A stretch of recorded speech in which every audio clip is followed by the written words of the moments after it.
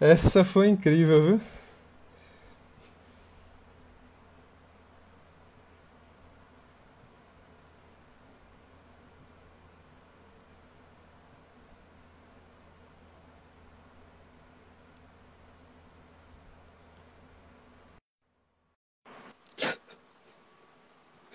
Ai, ai. Rapaz, tem que ser renda pra atrapalhar a vida do ser humano. Opa! Tudo Eu bom? nunca, eu nunca vi isso acontecer. Duas lives Pois ao é. mesmo tempo, no mesmo perfil. Nunca vi isso É, acontecer é. na vida. Foi, começou a Primeira. falar de nazismo aí, ó. Rapaz. Não, e o bom foi que quando eu apertei lá, apareceu o Movimento Caminho da Cruz, né? Ah, eu disse, não, então ele tá pedindo pra entrar aqui. Porque eu esperei você entrar e não aparecia aqui de jeito nenhum, né? É, aí você abriu uma live lá e eu abri uma live aqui. Foi, não, então, eu abri lá porque eu disse, Sim. né, ele vai aparecer aqui e aí a gente Pronto. continua, né? Agora a gente vai. E eu queria só pedir aí pro pessoal que tá mais em cima do caminho da cruz, perguntar até que horas a gente pode ir, porque agora se já melhorou, tem que arredar aí. É, Mas aí exato. você vai falando e o pessoal vai me comunicando aqui. Não, beleza, vamos lá. Então nós estávamos falando sobre Pio XII. O povo, o pessoal, as forças não gostam que nós falemos de Pio XII. Nós restauremos a verdade sobre ele. De fato, melhorou bastante agora. Está perfeita aí a sua gravação. Pronto. Então vamos lá. Pio XII, como eu dizia, Pio XII ele foi um papa muito injustiçado. Hitler morria de medo de Pio XII. Hitler morria de medo, porque Eugênio Pacelli tinha sido secretário de Estado na Alemanha, em Berlim, que na época em que Hitler ascendeu ao poder. E ele sabia que Eugênio Pacelli não era, vamos dizer assim, para Hitler, ele não era fluxo e cheire, né? Porque sabia que ele era um cara aguerrido, muito fiel à doutrina católica e que não aceitaria aquelas tolices, aquelas bobagens, aqueles crimes de Hitler de bom grado, não é? Então Hitler ele fez vários planos para sequestrar o Papa Pio XII e para assassiná-lo. Ao mesmo tempo, o Papa Pio XII subvencionou, de outro lado, com a robustez espiritual, os movimentos que queriam derrubar Hitler. Um deles é famosíssimo por causa do filme que fizeram, a Operação Valquíria, né? Aquela Operação Valquíria foi um movimento feito para derrubar Hitler e ele se baseou numa doutrina de São Tomás de Aquino sobre o tiranicídio, né? O dever e o direito que os povos têm de derrubar um tirano, de derrubar aquele que oprime o povo e que prejudica e viola continuamente a lei de Deus. Então, o tiranicídio ele está na doutrina de Santo Tomás e quando aqueles membros do exército alemão que não concordavam com Hitler começam a ver que o cara é louco, e tinha muita gente católica no exército alemão, tá? Não se pode generalizar todo o exército alemão. A Alemanha era um país muito católico ainda, naquela época. Hoje está bem menos, mas na época era. E tinha muitos católicos fiéis dentro do exército, não concordavam com o que estava sendo feito. Hitler ele foi alvo, salvo engano, de uns 10 planos de derrubada, uns 10 planos de assassinato, inclusive. E um deles, Pio XII esteve por trás de alguns deles, porque as pessoas, qual era o papel de Pio XII nisso aí? Quando se derrubasse Hitler, os militares que o derrubaram iriam instaurar um novo Estado, né? Um novo Estado. Mas a Alemanha já estava enfrentando muita desconfiança no mundo. Então, o que é que esses generais, o que é que esses militares que planejavam derrubar Hitler pediram a Pio XII? eles, como católicos, iriam derrubar Hitler, iriam praticar, eles queriam primeiro o conforto espiritual para saber se podiam fazer isso. E aí, com base na doutrina de Tomás de Aquino, sim, é lícito derrubar o tirano. Então, essa foi a primeira coisa que eles encontraram ali, na igreja, né? Na doutrina da igreja. Mas, em segundo lugar, eles queriam que Pio XII funcionasse como um árbitro. Quando eles instaurassem um novo Estado, para que Pio XII utilizasse a sua força moral para que esse novo Estado alemão, sem Hitler, fosse reconhecido no restante do mundo pelo intermédio de Pio XII. E Pio XII aceitou isso. Pio XII aceitou. A Operação Valquíria, ela foi uma das operações que foi subsidiada por Pio XII. Pio XII já estava negociando com a Inglaterra e com a França o reconhecimento do novo governo alemão que surgiria dali sem Hitler. Isso tudo através da diplomacia e da sua força moral. Então, Pio XII, sim, a Operação Valquíria é a operação que vários militares do exército alemão tentaram derrubar Hitler, Goebbels, né, e os seus sequazes do Partido Nazista.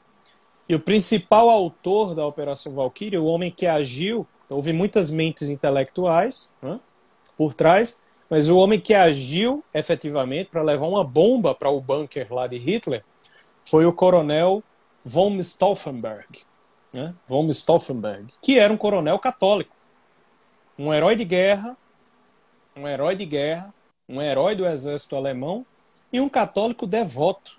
Um católico devoto. Se confessava, comungava, salvo engano, comungava diariamente. Rezava o terço, então era um católico devoto. E ele se dispôs, né, a fazer isso, a derrubar aquele tirano que eles já viam. Esse homem é demoníaco. Eles percebiam isso. Esse homem é demoníaco. Ele vai fazer muito mal ao povo alemão. Vai fazer muito mal a todo lugar que ele pisar. Então esse cara está sob possessão demoníaca. Isso é uma coisa que vários exorcistas dizem, né? Que Hitler, ele tem todos os sinais. Você olha para Hitler em público, você vê que ele tem todos os sinais de uma possessão demoníaca. Hitler e Stalin, eles apresentavam todos esses sinais. Então Pio XII, ele atuou dessa forma. Pio XII, ele protegeu muitos judeus. Ele protegeu judeus dentro das igrejas, dentro dos conventos. Em Roma, só o que havia dentro do Vaticano e dentro de convento era judeu escondido. Era só o que havia. Entendeu? Ele dava ordem para os países que estavam envolvidos na guerra para que os judeus fossem protegidos ali. Tanto é que após a guerra, a Segunda Guerra Mundial, vários judeus famosos, né, eles prestaram seus preitos de homenagem, de agradecimento ao Papa Pio XII. Por exemplo, Albert Einstein. Albert Einstein disse que nunca teve muita admiração pela igreja, mas o Papa Pio XII ele admirava pelo que tinha feito pelos judeus. A primeira-ministra de Israel, Golda Meir também falou o quanto era grata a Pio XII pelo que tinha feito aos judeus. Então essas coisas são ocultadas. Por que são ocultadas? Porque Pio XII não condenou apenas o nazismo.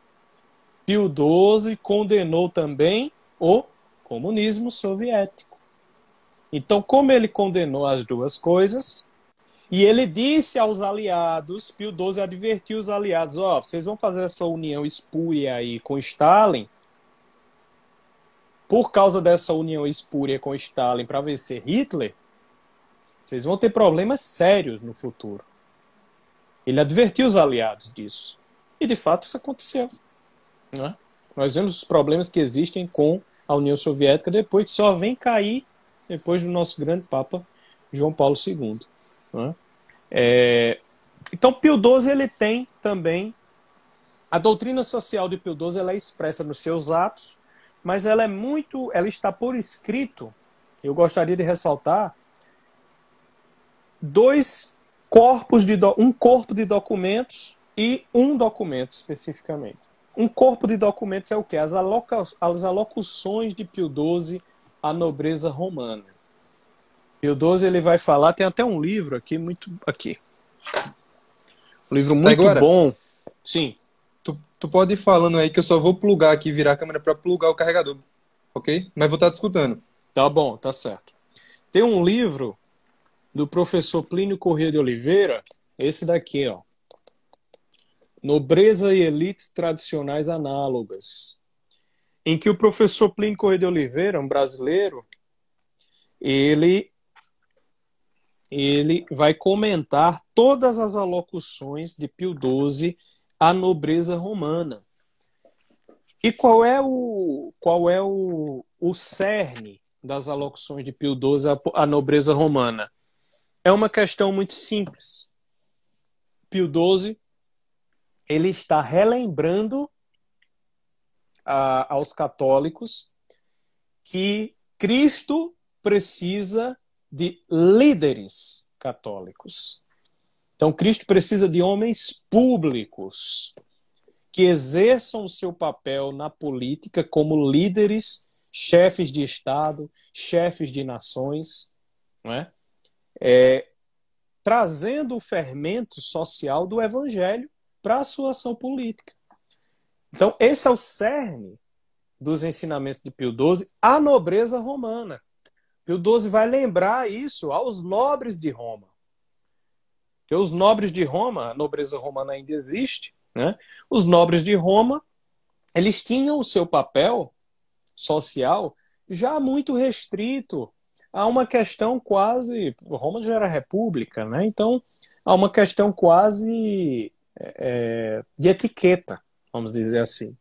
Então, Pio XII lembra, aproveita que os nobres romanos estão nessa situação e que eles perderam a sua influência política e social, e ele aproveita isso para relembrar a eles que você que é nobre tem um papel como líder de, pelo seu exemplo, trazer o fermento do evangelho para a sociedade.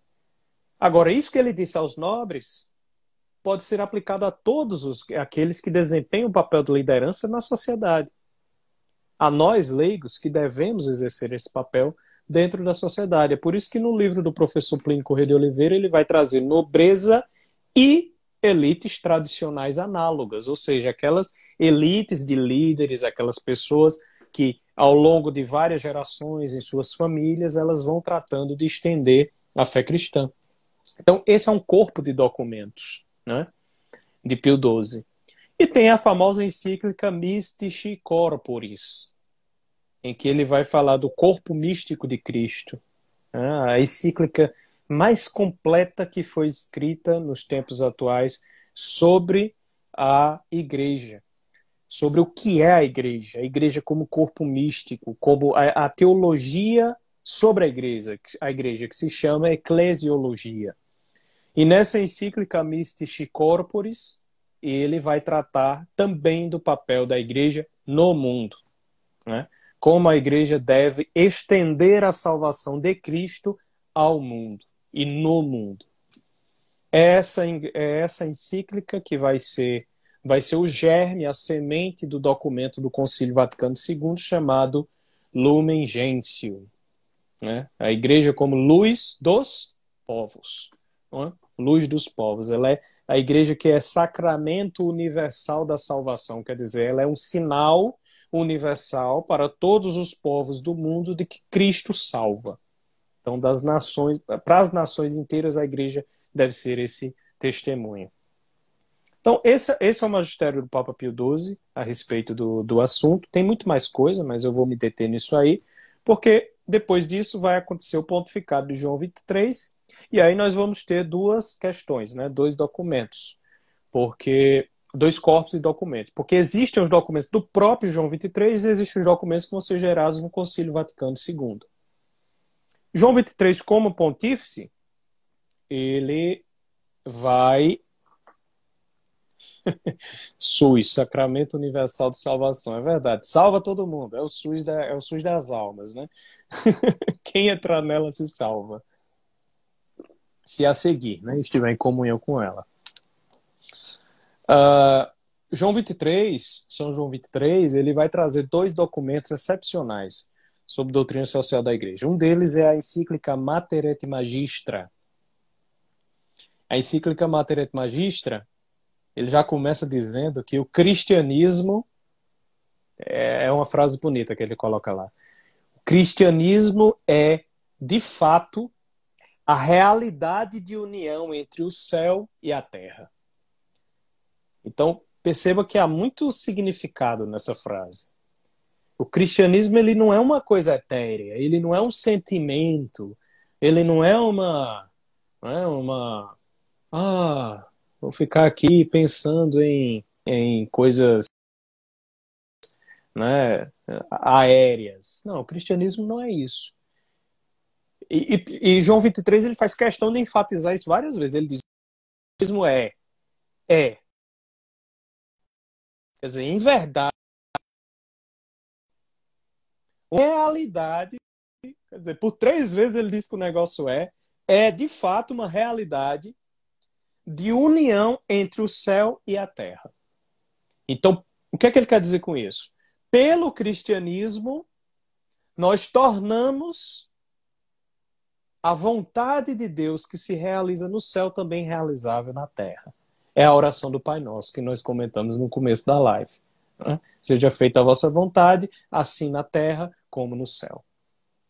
Então, é isso que João 23 traz na sua encíclica Mater et Magistra. Mas ele traz uma outra encíclica chamada de Pacem in Terris.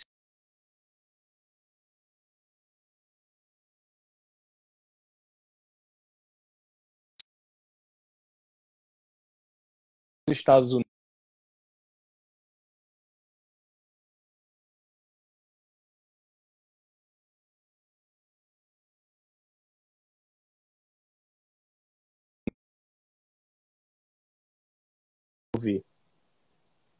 Mas vamos lá. Vou continuar aqui. Tá me ouvindo por sinal? Dá legal aí. Então vamos lá. A encíclica ele não fala, ele está dizendo que não consegue. Não, eu não ouvi você, eu não escuto, não. O